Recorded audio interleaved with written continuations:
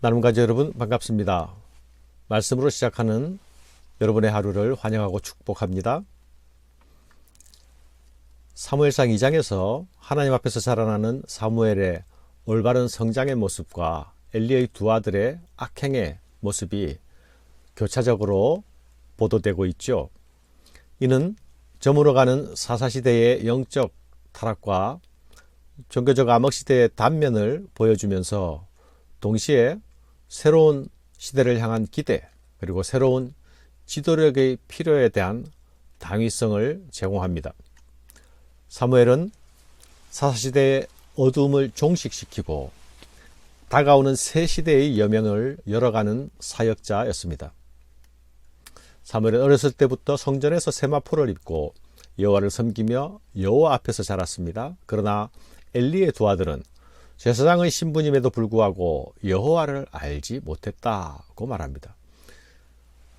그들은 성소에서 망나니와 같은 모습을 보입니다. 하나님께 바쳐지는 제사고기에 삼지창으로 왕건이를 건져 먹는가 하면 기름을 태우기도 전에 생고기를 먼저 탈취해 가기도 하죠. 그런데 그들의 망나니 같은 모습은 고기를 탐하는 모습에만 나타나는 것이 아니죠. 회막문에서 수종도는 여인들을 범하는 성적 범죄도 서슴지 않습니다. 우리는 성소에 왜 여인이 있을까라고 의문을 가질 수도 있지만요. 출애굽기 38장 8절에 보면 회막문에서 수종도는 여인들의 거울로 물두멍 받침을 만들었다는 말씀이 있죠. 처음부터 성소에는 레위인이 아닌 자로서 시중을 드는 여인들이 있었습니다. 이들은 제사와 직접적으로 관련되지 않은 업무, 청소나 빨래 등을 담당했을 것입니다. 오늘 말씀 26절에 아이 사무엘이 점점 자라매 여호와와 사람들에게 은총을 더욱 받더라.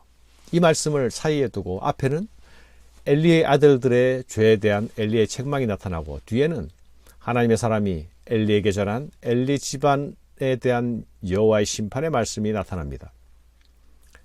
엘리 제사장의 집안의 모습은 기가 막히고 대책이 없는 모습을 보여주죠. 그러나 대안으로 자라고 있는 사무엘은 점점 자랄 뿐만 아니라 여호와와 사람들에게 더 은총을 받습니다. 사랑하는 여러분, 악한 행실과 죄를 짓는 것은 노력과 축으로 이르게 되는 것이 아니죠. 나는 악하게 될 거야, 나는 죄를 지을 거야 라고 하면서 그 자리까지 가는 것이 아니더란 말입니다. 악은 선의 결핍이죠. 선의 결핍은 곧 죄로 이어집니다. 선의 근원이신 하나님을 가까이 하지 않으면 악행과 범죄로 가는 것을 피할 수가 없습니다. 이들은 하나님을 섬기는 자로 있지만 하나님을 즐거워하지 않았죠. 오히려 하나님을 두려워하지도 않고 하나님을 가벼이 여기고 무시했습니다. 성소에서 여인과의 동침은 윤리 도덕적인 문제를 넘어서는 것이죠.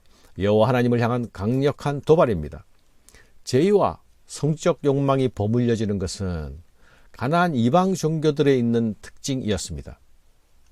그런데 그것을 엘리의 아들들이 지금 행하고 있는 것이죠. 엘리는 아들들의 악행을 꾸짖고 책망합니다. 그러나 가만히 살펴보면 엘리의 책망이 매우 형식적인 책망이다라는 느낌을 지울 수가 없습니다. 너희가 어찌하여 이런 일을 하였느냐? 꾸짖는 말이겠죠? 내 아들들아 그리하지 말라. 달래는 말입니다. 꾸짖고 달래지만 이런 사태를 멈춰야 하겠다는 어떤 결기, 어떤 단호함이 느껴지지 않습니다. 엘리가 두 아들을 어떻게 감독했기에 자식의 그런 범죄를 다른 사람들의 입에 오르내리는 소문으로 들어 알게 되는 것입니까? 멀리 떨어져 있는 한나는 성소에 올 때마다 사무엘의 신체적인 변화에 맞추어 옷을 지어다 가져다 주었습니다. 아들의 신체적인 변화에 민감한 관심을 가져야만 할 수 있는 일이 아닙니까? 그러나 엘리는 함께 있는 아들들의 일조차 알지 못하고 있습니다. 아들들의 범죄를 듣고 난 후에 마치 제3자의 일처럼 점잖게 꾸짖고 있습니다. 사람이 사람에게 범죄하면 하나님이 심판하시려니와 만일 사람이 여호와께 범죄하면 누가 그를 위하여 간구하겠느냐 하되 그들이 자기 아버지의 말을 듣지 아니하였으니 이는 여호와께서 그들을 죽이기로 뜻하셨음이더라. 무서운 말씀이죠. 엘리는 사람에게 범한 죄와 하나님께 범한 죄를 구분하여 말하고 있습니다. 아들들이 범한 죄가 하나님께 범한 죄임을 분명히 엘리는 알고 있습니다. 그러면 자신부터 먼저 옷을 찢고 회개해야 하는 것 아닙니까? 아들들을 붙들고 함께 울어도 모자랄 일이 아닙니까? 아들들이 이 모습이 될 때까지 엘리는 얼마나 많은 징계를 유보했을까요?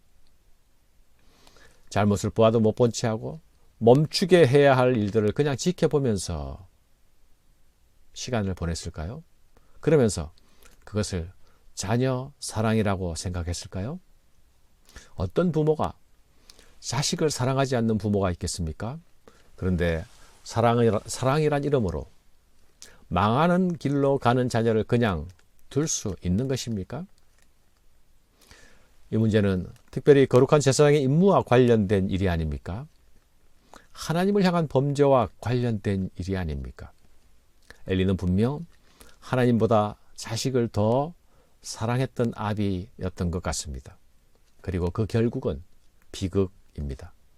그것은 사랑이 아니기 때문이지요. 두 아들의 태도도 기가 막힙니다. 그들이 자기 아버지의 말을 듣지 아니하였으니 이는 여호와께서 그들을 죽이기로 뜻하셨음이더라. 사랑하는 여러분, 자녀의 훈육도 때가 있습니다. 때를 놓치면 기회를 잃은 것입니다. 엘리는 이미 모든 때를 놓쳤습니다. 아들들은 이미 제멋대로 자라서 성인이 되어버렸습니다. 아비의 훈계 따위는 한 귀로 듣고 두 귀로 흘리는 것이 일상이 되어버렸습니다. 하나님의 권위도 무시하고 아비의 권위도 무시하는 이들의 모습을 하나님께서 죽이기로 작정하신 자의 모습이라고 말씀하고 있습니다.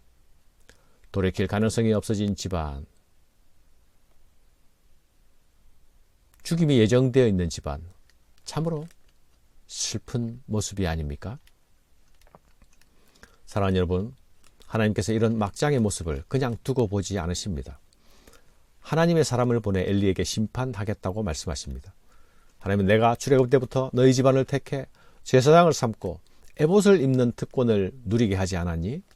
너희는 어찌하여 내가 내 처소에서 명령한 내 제물과 예물을 밟으며 네 아들들을 나보다 더 중히 여겨 내 백성 이스라엘이 드리는 가장 좋은 것으로 너희들을 살찌게 하였느냐 말씀하십니다. 2장 3절에 보면 여호와는 지식의 하나님이라 사람의 행동을 달아보시느니라 말씀했죠. 사람의 행동을 달아보시는 하나님, 그 하나님께서 죄를 지적하고 계십니다. 너는 내 제물과 예물을 짓밟았다. 너는 나보다 아들들을 더 중히 여겼다. 너는 나에게 드리는 것으로 너희들 스스로를 살찌게 했다. 그렇기 때문에 나는 이제 내 언약을 거두어 드리겠다. 너희들에게서부터 내 언약을 거둘 것이야 라고 말씀하십니다. 이 언약은 아브라함과 약속했던 후손에 대한 언약, 후손에 대한 약속, 이름에 대한 약속, 그리고 복에 대한 약속입니다.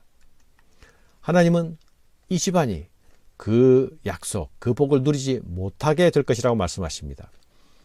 엘리 집안의 후손들은 번성하지 못하고 멸절될 것입니다. 그 집안은 명예가 사라지고 부끄러운 삶을 살게 될 것입니다. 복의 전달자와 복의 통로로 부름을 받았지만 이제 그들은 그 복에 참여하지 못하게 될 것입니다. 하나님께서 부르신 자들에게 주시는 모든 약속을 거두어 가시는 것입니다.